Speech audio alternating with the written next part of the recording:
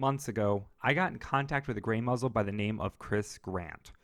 He's been a good friend, and I know I have mentioned it before, but he gave me the opportunity to even make this video. Chris was one of the most frequent contributors to a fanzine known as YARF. Because of this, he was gifted each issue that he was featured in as a contributor copy. After many years of holding on to them and trying to clear up space in his home, he gave and sent them to me. Not only has this given me the opportunity to have a first-hand experience into the life of the fanzine, it's given me an opportunity to archive and preserve them. Much like my Furry Music Archive project, this is going to be a long-term project. I will be scanning and uploading all of the YARF material I have and putting them online under the YARF-Chive. Hello, Furs from the web. My name is Scar, and this is the story of YARF. Stay tuned.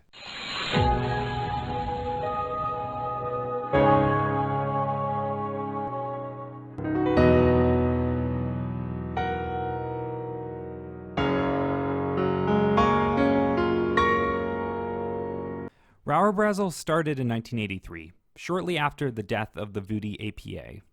It helped kickstart the furry fandom and established one of the first primary platforms for furries to share their work, whether it be artwork, comics, or stories. In the 80s, though, being able to produce widespread printed material was expensive. This potentially had an impact on why it remained an APA and never became a fanzine. The difference is that amateur press associations, at least during the time, weren't available for general consumers to purchase. They were never created in large amounts and were only set out to contributors or members of the small groups. This likely limited the spread of Rauerbrazel and many other APAs in the early days. In the early 90s, the ability to print became a lot cheaper. Fanzines became a lot more commonplace and reached the public in ways the early APAs were unable to. Fanzines were exactly what their name entails, being a fan-made magazine filled with fan-creative works, in this case focused on anthropomorphism. They became more widespread and more popular.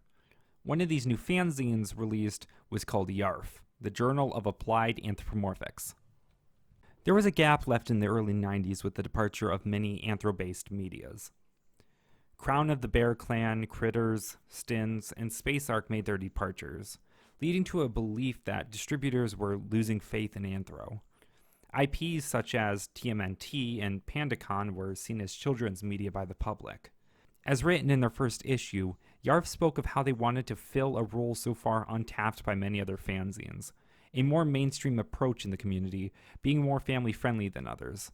The idea was for material to be at most rated PG-13, or in extreme cases R. It is worth noting that ratings have gotten a bit more liberal over the last 30 years, so that doesn't exactly mean the same thing it does today. In fact, after going through all the issues of YARF, I have only run into a few issues that actually had topless nudity for females. YARF also relied heavily on contribution, with every issue featuring a wide swath of individual creators submitting art, stories, reviews, comics, and more. Some contributors became mainstays, such as my friend Chris Grant in his serial Empires, or Fred Patton in his book reviews. In November of 1989, YARF released their preview issue explaining what they were and what they planned on doing. The issue only had 4 pages, featuring a comic and a couple illustrations. On the back cover was a pinup by Lance Rund, a man who would also become a reoccurring artist, and inside the back cover was an advertisement for Conference 1. The first issue would be debuting the same month as Conference's first proper outing, and things turned out quite successful. YARF kicked off in January of 1990, featuring the debut of several staples for the series. Patton's publications were book reviews written by Fred Patton. A comic strip known as Freefall was printed, written, and illustrated by Mark Stanley. The strip would be seemingly rebooted in 1998 and began a long run even outliving YARF.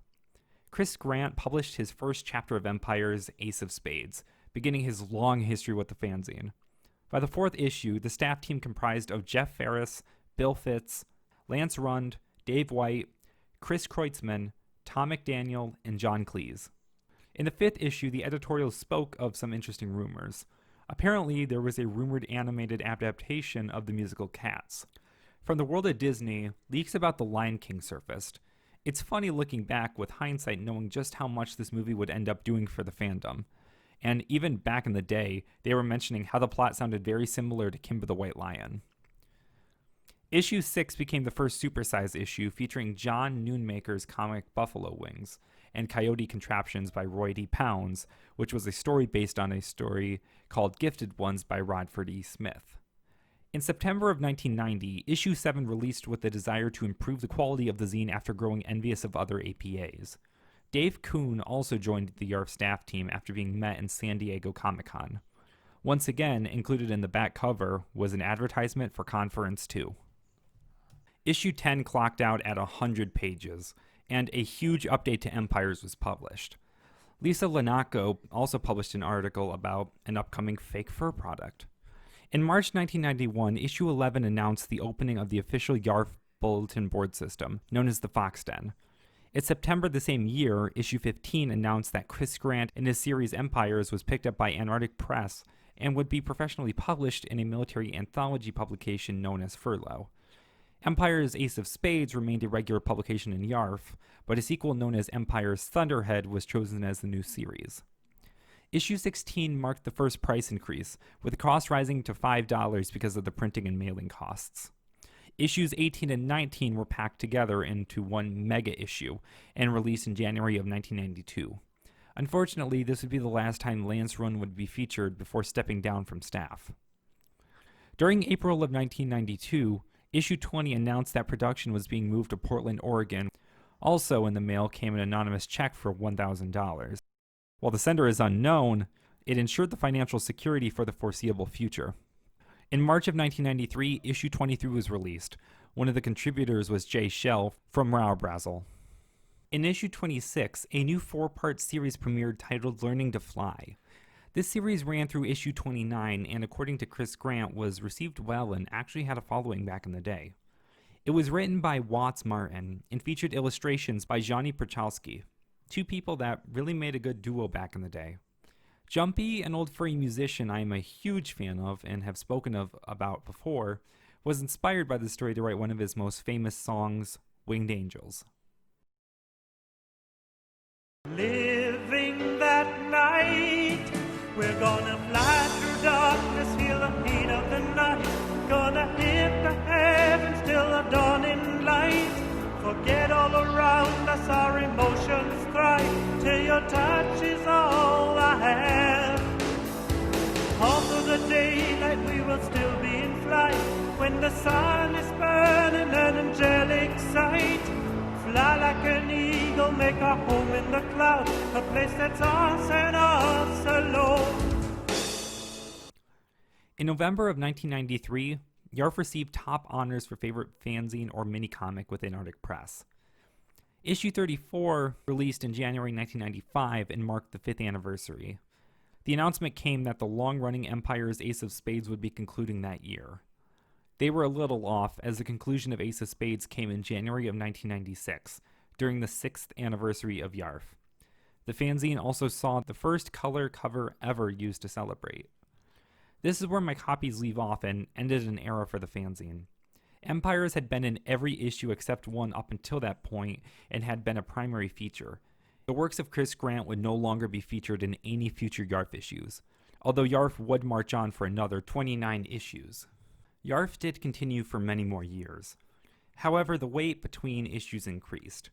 From 1990 to 1996, YARF published a total of 40 issues over 6 years. Over the next 7 years, only 29 issues would be produced. That doesn't seem like much, but they went from producing on average 6 or 7 issues per year to 4 per year. YARF ran steady for the next couple of years, but it was beginning to face challenges. Despite the schedule becoming less stable, their circle of staff was beginning to drift apart. The internet was also beginning to become more mainstream, leading to direct digital competition and making many fanzines begin to retire. YARF officially came to a grinding halt after issue 69 was released in 2003. While I have nothing concrete, I have been told Jeff Ferris's mother began to fall very ill and ended up passing away. Combined with, in his words, real-life commitments, his job, his partner's health, and financial reasons all led to the slowdown of the production of issue 70. In reality, this issue would never see the light of day, and YARF unofficially ended its run. Empire has never reappeared in any YARF issue, although 3 fan stories were contributed by other authors. The sequel to Ace of Spades never made it past its first chapter in the first issue of Furlough. Some short stories were published in some other literary fanzines, including Pythagoras and Huzzah, which both attempted to start a series called Empire's Borderline. Chris Grant is reviving Empires right now, though, and is working on a script to try and bring it back. If you're curious in supporting him in his endeavors, there is his Patreon link in the description below. YARF was a very popular fanzine throughout the 90s, and overall was extremely successful. Unfortunately, as the fandom moved into the digital age, it succumbed as many other fanzines did. I want to give massive thanks to Eric the Wolf, aka Chris Grant, for helping me tremendously with this video and giving me the opportunity in the first place. The YARF-Chive will work on scanning and archiving all of the copies of YARF in my possession. Just like the Furry Music Archive, this is a long-term project, but I will keep it updated very regularly. Until next time, guys, stay pawsome and stay tuned.